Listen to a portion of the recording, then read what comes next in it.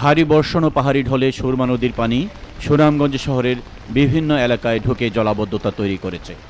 বৃষ্টি মাথায় নিয়ে ঈদের জামাত অনুষ্ঠিত হয়েছে। সুরমা নদীর পানি সুনামগঞ্জ শহরের ১৬ ঘর পয়েন্টে দুপুরে বিপদসীমার ২০ সেন্টিমিটার উপর দিয়ে প্রবাহিত হচ্ছিল। এতে প্লাবিত হয়েছে নিম্নাঞ্চল। সুনামগঞ্জ পৌর শহরের নতুনপাড়া, বাঁধনপাড়া, হাসাননগর, আরপিননগর, উকিলপাড়া, ডিএস রোড, ১৬ ঘর, শান্তিবাগ সহ বিভিন্ন সড়কে পানি উঠেছে। শহরের মানুষ পড়েছেন ভোগান্তিতে। বন্যা আতঙ্ক দেখা দিয়েছে মানুষের মধ্যে। প্রথমত হচ্ছে আজকে তো ঈদের দিন, তো সবারই একটা পরিকল্পনা থাকে সকাল থেকে কে কীভাবে দিনটা উদযাপন করবে। কিন্তু সকাল থেকে বিশেষ করে ভোরবেলা থেকে হঠাৎ করে হচ্ছে সারা শহরে পানি আসা শুরু হয়। সবাই বুঝতেছিল এটা বৃষ্টির কারণে জলাবদ্ধতা হয়েছে, কিন্তু স্বাভাবিক কর্মকাণ্ডে অনেক সমস্যা, বিশেষ করে ঈদ উদযাপন, সবার যে কুরবানির ব্যাপারটা ছিল সেটা চরমভাবে ব্যাহত হয়েছে। এবং এখনও শহরের বিভিন্ন জায়গায়, উকিলপাড়া, কাজী পয়েন্ট, নতুন পাড়ার কিছু কিছু জায়গাতে পানি জমাট বেঁধে আছে, যেটা আর কি। তো দেখা যাক, সবাই পৌরসভা, জেলা প্রশাসনের দিকে আশা নিয়ে তাকিয়ে আছে কি করা হয়। আর সুনামগঞ্জের মূল সমস্যা হচ্ছে ড্রেনেজ ব্যবস্থা। ড্রেনেজ ব্যবস্থাটা যদি একটু ভালো হইতো তাহলে মানে একটু বৃষ্টি দিলেই পানি হইতো না। আমরা যারা সাধারণ মানুষ আছি, আমরা মনে করি যে আমাদের যে ড্রেনেজ ব্যবস্থাটা আছে, ড্রেন সব এলাকাতে হয়ে গেছে, কিন্তু ড্রেনটা আসলে নিষ্কাশনের ব্যবস্থাটা আমাদের মতে তেমন পুরোপুরি ভালো হয় নাই। সুনামগঞ্জ পৌরসভার নির্বাহী প্রকৌশলী বললেন, জলাবদ্ধতা দূরীকরণের কাজ চলছে, ভয়ের কিছু নেই।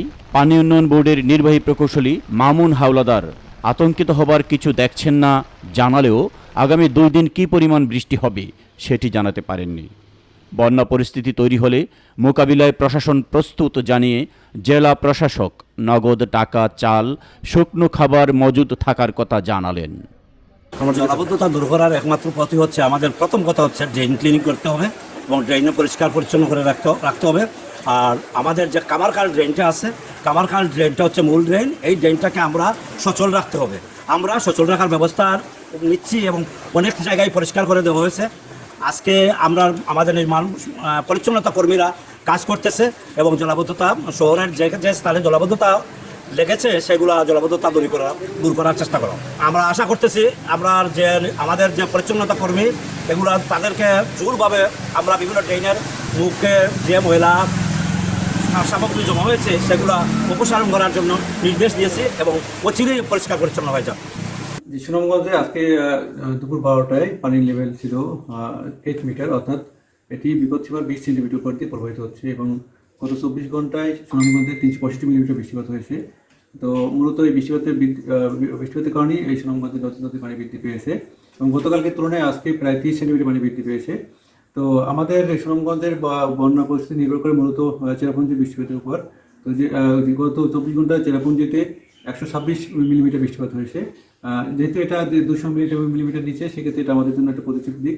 আমাদের বন্যা পরিস্থিতি মোটামুটি স্বাভাবিক আছে বা এখনও বিপদসীমার বৃষ্টির উপর দিয়ে প্রবাহিত হলেও এখন পর্যন্ত বিপদজনক অবস্থা সৃষ্টি হয় না। সেক্ষেত্রে যদি এটা 200 মিলিমিটার নিচে থাকে তাহলে এটা আমাদের জন্য কোনো ক্ষতিকারণ হয়ে দাঁড়াবে না, কিন্তু যদি 200 মিটার অতিক্রম করে সেক্ষেত্রে এটা আমাদের জন্য একটা অ্যালার্মিং সিচুয়েশন তৈরি করতে পারে। গতকাল 16 জুন থেকে সুনামগঞ্জ জেলায় বেশ ভারী বৃষ্টিপাত হচ্ছে। বৃষ্টিপাতের ফলে ভোর রাতের দিকে, তবে বেলা বাড়ার সাথে সাথে বৃষ্টিপাত কম হওয়ার কারণে পানিগুলো আবার নেমে যাচ্ছে। তো যেহেতু আগামী 3 দিন ভারী থেকে অতি ভারী বৃষ্টির পূর্বাভাস রয়েছে, আমরা জেলা প্রশাসনের পক্ষ থেকে এবং সংশ্লিষ্ট দপ্তরগুলো প্রস্তুত রয়েছে, আশ্রয়কেন্দ্রগুলো প্রস্তুত রাখা হয়েছে, আমাদের পর্যাপ্ত ত্রাণ সামগ্রী রয়েছে। এছাড়া আমরা অতিরিক্ত ত্রাণ সামগ্রীর জন্য মন্ত্রণালয়ে যোগাযোগ করেছি। বৃষ্টি ও বন্যার পূর্বাভাস আগে জানার পাশাপাশি শহরের জলাবদ্ধতা দূরীকরণের কার্যকর উদ্যোগ সচল রাখার প্রত্যাশা করছেন সুনামগঞ্জবাসী।